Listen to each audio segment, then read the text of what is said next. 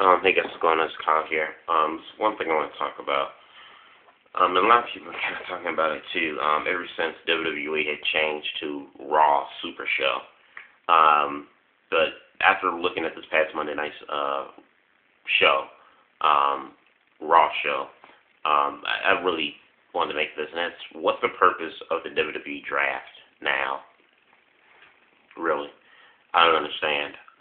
The WWE draft was actually supposed to have been, I think, after Extreme Rules, or after, no, the draft was supposed to have been after Extreme Rules, I think, or before Extreme Rules. The Raw before Extreme Rules, the Raw after was supposed to have been the WWE draft, but WWE pushed it to June 11th. But here's my thing. What's the purpose of the draft now when you have, where you've made Raw a super show where the SmackDown wrestlers you see on Raw, and occasionally you see the Raw superstars on SmackDown, as well as, perfect example, last Monday night, where you got to see SmackDown superstars compete for the Raws, for the Raw brand world title.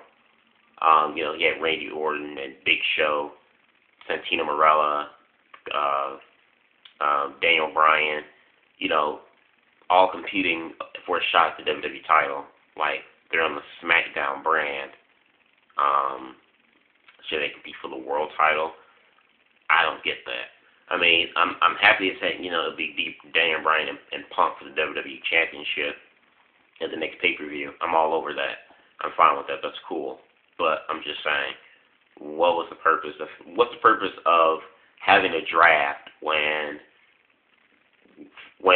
most of the wrestlers from one show they're all going to be shown and seen on the other show, and where you would have the superstars compete for the opposite show's championships and title belts. Doesn't make any sense to me. Like another perfect example, Santino Marella. Santino Marella is on the SmackDown brand, but yet he won the U.S. title belt, which is Raw's mid-card title. SmackDown's mid-card title is Intercontinental.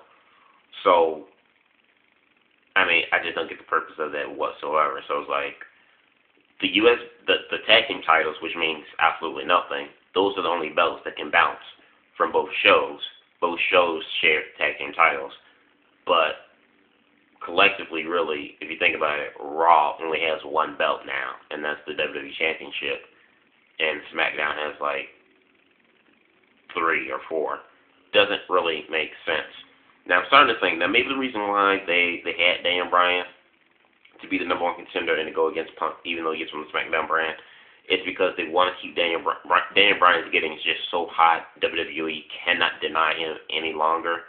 One of my buddies, Hazardous 5, who's from the UK, when WWE had their Monday Night Raw and SmackDown tapings in London a couple of weeks ago, he was there live, and he personally told me that they were all chanting yes, yes, yes on Raw, and when Raw was over there in London, it was taped, it wasn't live. And so when he came back home and when he saw Raw, the same Raw he attended live, he saw it on television, he knew that WWE had dubbed and toned down the yes chants for Daniel Bryan, and how they kind of added in boos and everything else and toned down the cheering for Daniel Bryan, which he finds just very completely offensive for WWE to do that to Daniel Bryan.